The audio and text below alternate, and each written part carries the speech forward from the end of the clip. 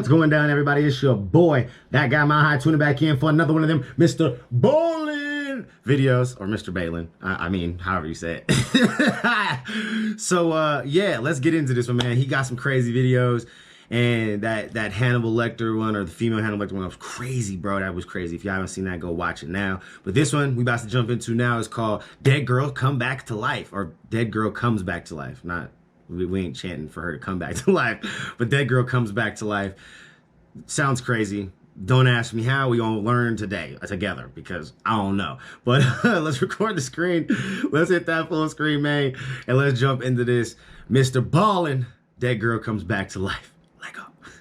Today's story is the definition of creepy. It starts somewhat normally, but then slowly spirals into absolute insanity. It is definitely one you will remember. But before we get into today's story, if you're a fan of the strange, dark, and mysterious delivered in story format, then you've come to the right place. Oh, he's gonna have a commercial. All right, we're gonna go right here. Boom. Get into the video. We ain't sponsored by none of them people for us to be letting that ride. You know what I'm saying? The raven-haired woman. In 1889, when Carl Tanzler was just 12 years old and living with his family in Dresden, Germany, he had a very strange dream. That dude looked crazy. In this dream, he found himself in this black... You know when people just have that look, like they are up to no good, like they just have some crazy intentions, and they purpose in life is just crazy, and you just don't want to be involved with them? That's the kind of look and with the vibe I got from that dude in that photo right there. I'm just saying. Void. Wherever he looked, it was just nothingness. And then behind him, he heard footsteps. And so he whips himself around and he looks, and there's this woman dressed in this big, puffy, elegant white dress walking towards him out of the darkness. And when she walks right up in front of him, she comes to a stop, and she introduces herself as Anna Constantia von Brockdorf, who was a real person in the early 1700s. She was a noblewoman in Germany. And she would tell Carl that she is actually a distant relative of his, and that she was here to pass on a very important message. Carl was rooted to the spot. He didn't know if he should be afraid of what she was going to say, or excited, or nervous. Bruh, if some random woman that is just walking out like, no, I'm out. I don't want to hear nothing you have to say. I'm gone. Please save it. I'm good. But before he could decide, Anna had already turned and was pointing in the direction she had appeared out of. And so Carl turns and looks in the direction she was pointing, and out of this blackness, out of this void, came this woman's face. It was a face detached from a body. It almost looked like a floating picture of a woman's... What? And as this face floated closer and closer to them, Carl was immediately struck by just how beautiful this woman was. Her hair was jet black like a raven's feathers, and her skin was white like porcelain, but there was something off. Look, I'm not calling Mr. Ballen or MrBallen bullshit, but oh boy, I think he was knocked over the head a few times. I don't think he... What?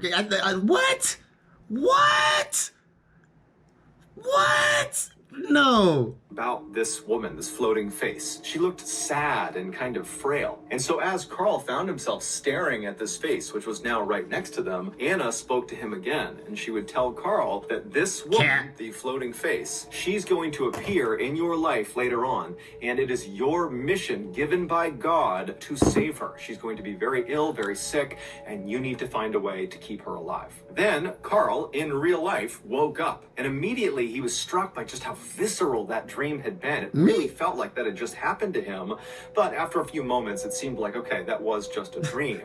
But facts, it was just a dream. Let's not think too hard into this. Unlike other visceral dreams he had had in the past, this one did not gradually fade from his memory. Instead, over the course of that day, the memory specifically of the raven-haired woman's face really seemed to become more clear and more concrete in his mind, to the point where at the end of that day, he could easily remember exactly what she looked like. Over the following days and months and years, Carl periodically would have this same dream, this same vision of his distant relative Anna who would come out of the void, and she would remind him to be on the lookout for this raven-haired woman when God sent her to him. But despite these constant reminders in his dreams, and Carl being ever vigilant to look for this raven-haired woman in real life, he never actually found her. He never met this woman he was supposed to save. Fast forward to 1926. Carl was 39 years old. By this point, he had gotten married, not to the raven-haired woman, but instead to a local woman in Dresden. And the pair had had 2 daughters together, and they lived a simple life. And, by and large, Carl seemed rather content and happy with his life.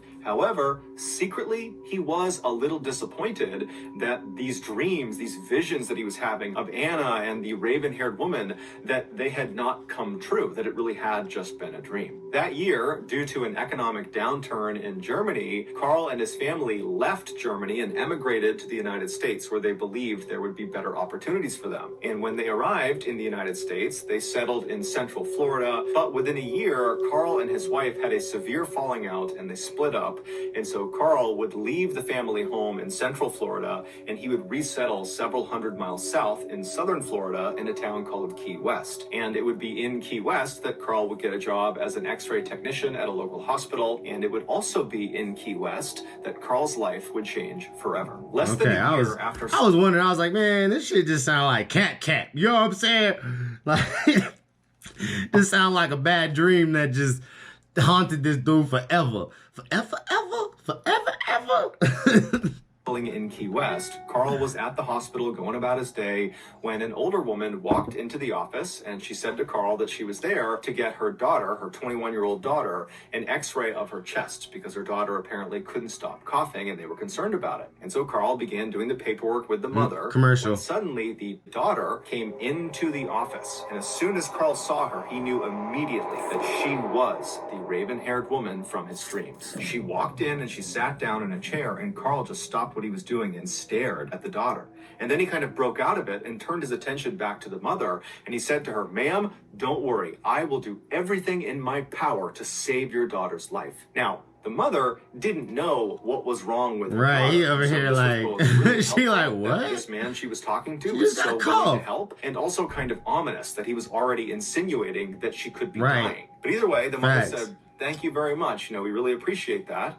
And so Carl and the mother, they finished their paperwork, and then Carl quickly left from behind his desk and hustled over to the daughter, and he introduced himself, and he reiterated that she was in good hands. And the daughter was a little bit weirded out by this, but she was polite and said thank you, and she said her name was Elena. And so Carl would take Elena and bring her back and give her the x-ray, and unfortunately, he would discover through this x-ray that she had tuberculosis. Today, that disease is easily curable, but at the time, that was a death sentence. When Carl saw this, though, in a weird way, it almost made him happy, because this was another indication that, this really was the raven-haired woman from his dreams. Not only did she look the part, but she also had arrived in desperate need of help. And so now Carl needed to find a way to save her. So weird. Even though he was just an x-ray technician. He was not a doctor, and so he had no clue how to begin to treat tuberculosis. But that didn't stop Carl. Over the next year, Carl would be in touch with Elena and her family on a near daily basis, updating them on all of the new techniques to fight tuberculosis that he was doing all this research on, and he would tell them about experimental procedures and drugs they could try, even sometimes paying out of pocket for them to go try them. He would also bring Elena into the office. That's nice of him, though. I mean, I guess if your whole a vision that you had damn near 40 years ago all of a sudden just like comes to life, or is like here now, like it's real. She's here. I mean, I guess I might be a little weirded out to the point where like, now I'm about to do everything that I needed to do to help her, because what would happen? What would be the consequences of you not? You know what I'm saying? You think about that? What's the consequences if you don't try to follow your destiny? Because that sounds like destiny at that point, goddammit. Goddamn, I was calling Cap the whole time. Cap. And now I'm like, ooh, you better do it, bro. You better do it, because if you don't, what's going to happen if you don't? I'm just saying, what's going to happen if you don't? possibly could to x-ray her again and again and again to see if perhaps she was making good progress. But unfortunately, over the course of that year where he was doing everything he could, it just didn't work. The disease ravaged Elena's body, and on October 31st, 1931, so roughly a year after Carl had first met Elena, Elena would unfortunately pass away. Elena's family was devastated by this, but their grief didn't even compare to Carl's grief. It was like Carl had lost his life too. He couldn't believe he had failed his mission and let the raven-haired woman die. When it came time to bury Elena, Carl said, "Let me pay for the most elaborate gravesite we can possibly make. Let me set up a mausoleum for her." A mausoleum is an external building that sits in a cemetery that effectively serves as a kind of shrine to the deceased. Yeah, so her family, they understood that Carl had become very, very close with Elena, although they didn't fully understand the relationship, but they did understand she meant a lot to him, and so they agreed to let him do this. After Elena was buried inside of this small temple that Carl had built for her, Carl began spending virtually all of his time kneeling inside of it, crying and begging for Elena's forgiveness. Elena's family was well aware that Carl was doing this, and at first they kind of just let it happen, but after several months, they began to tell Carl, you really need to let her go. You need to begin to move on. But Carl refused. In fact, over time, he only became more and more obsessed with Elena. Finally, sounds weird, like he's about to go do some weird shit to the body or something. Elena's family decided, enough is enough. Yeah, he really for needs real, to man. stop making her loss all about him. It's not his loss, it's our loss. We're her family. And so the family decided the only way to kind of get Carl to stop doing what he was doing is to demand he give the key back that gave him access into the small area inside of the mausoleum. So one night, Elena's sister, whose name was Florinda, decided to go over to Carl's house unannounced and confront him and get the key back from him. And so she hopped in her car and she drove over to his property. His house was kind of set back off the road behind some trees, and so you had to drive down this kind of winding driveway to get to it. And so Florinda turned onto his driveway and she began driving, and I wonder if he took the body or something, on some weird shit, he knew they was coming to you know what I'm saying? Get the key, and he took the body or something weird, and he's you know what I mean? Still performing experiments and shit.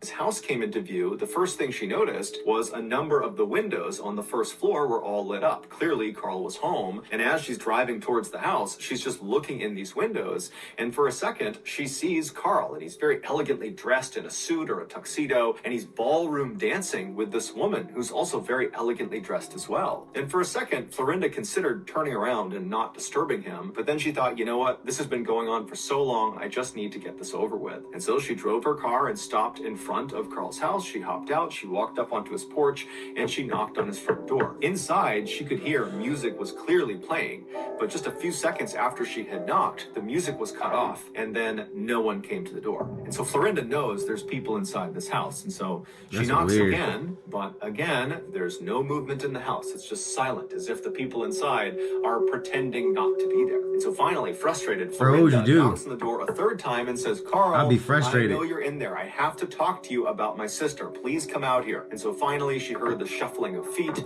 and then she heard the sound of the door unlocking, and it opened up just a crack. And through this crack, Carl looked through, and he looked out at Florinda very suspiciously, and he said to her, "What do you want?" And Florinda would say, "Look, I'm here to talk to you about my sister. Can I please come inside for a second, or can you come out here and talk to me?" But Carl pretty much immediately said no, and then he shut the door.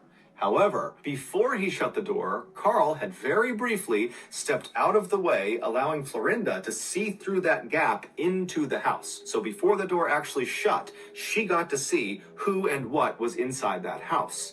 And what she saw was the woman Carl had been dancing with, and the woman was seated in a chair maybe halfway through the house, and she was facing the door, and Florinda knew immediately it was her sister. And so she's standing on the porch having no idea what to make of what she's just discovered, and so feeling kind of overwhelmed, she just kind of staggered off the front porch, she turned around, she ran into her car, and she drove off to tell the police. When the police came back, they knocked on the front door, and they demanded that Carl let them see the woman he was there with. And so at this point, Carl knew the gig was up, and so he opened the door and he allowed them to come inside. And when the police went inside, they saw the woman he was with, and sure enough, it was Elena. However, Elena was deceased and had been for 7 years. After her death, Carl said he was able to talk to her inside of her mausoleum. And so that was why he was going back there every single night, because he and Elena were spending time together. And then at some point... What? Bruh. What? No. No. She's been dead 7 years, bruh?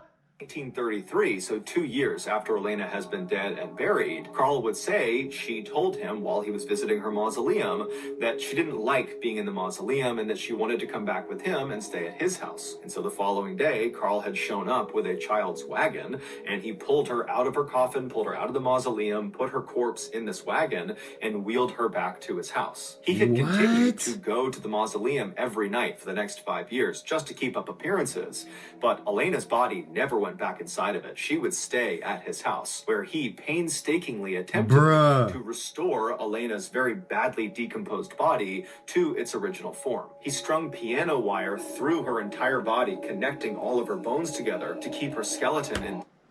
Bruh. Oh my God. This took like a really like just like, oh my God, like, oh bro, that's terrible. That's oh my God. Oh man, he strung. Oh my God. He replaced her eyes with glass eyes, and he began rubbing the special wax all over her skin. He also stuffed her insides full of rags in order to give her a full, natural look, and he constantly sprayed her with perfume to reduce the smell. Once she was, in his eyes, back to normal, he began spending as much time with her as he possibly could. He would change her outfits constantly, he would put on makeup, and he would give her new jewelry, and he would talk to her about the ups and downs of life. He would laugh with her, he would cry with her, he would sleep with her. Carl would admit that ultimately... Oh my God, bro. I was hoping he didn't say that part. I was really hoping like that was just like an off limits thing. Like he just, you know, he was weird, but it was like, I won't cross that line. But I guess, bro, if you're stringing her together and putting wax on her and... Oh my Lord. His goal with keeping Elena in his home was to eventually still save her life. He believed if he could somehow get her body up into the stratosphere, that the radiation up there would bring her back to life. And if he could do that, he would be fulfilling his God-given mission to protect her. But Carl never got a chance to launch her into the stratosphere. Instead, he was charged with wantonly and maliciously destroying a grave and removing a body without authorization. However, these charges would be dropped and Carl would be set free. As for Elena, her body was returned to her family and they would bury her in Key West. So that's going to do it, guys. If you got something out of today's episode... What? Let his ass go. He's all right. What? Bruh. Oh my God. I guess they was like, it was only her. Like, he's not gonna just go around just doing this to other bodies and whatnot, you know? This was a lifetime mission of him just trying to save this one person. So let his ass go. Oh my Lord. Oh bro, he slept with her and he was...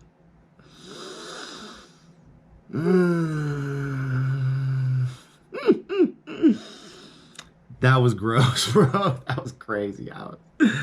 Oh man, that took like a crazy turn. I was like waiting for like some weird, like unexplainable, like ghost story type shit. Like, you know what I'm saying? Like, man, like they buried her and all of a sudden it was like, she, you know, came back to life and shit. Like, you know, like for real.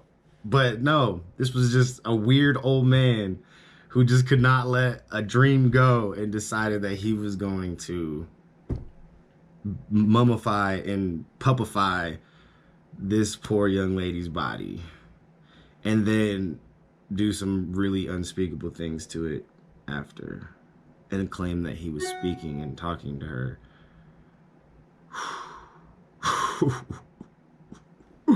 That crazy, people. I was like just trying to process. You know what I'm saying? Trying to process that shit. Wow. Anyways, I'll catch y'all on the next one. Y'all let me know what y'all want to see in the next ones or some other videos. let's just keep them going, man. This stuff is getting crazy. This stuff getting weird. It's getting weirder and weirder, bro. Every time we do one of these, get weirder and weirder. But anyways, I love y'all. There's not me without you. I'll catch y'all on the next one. Peace.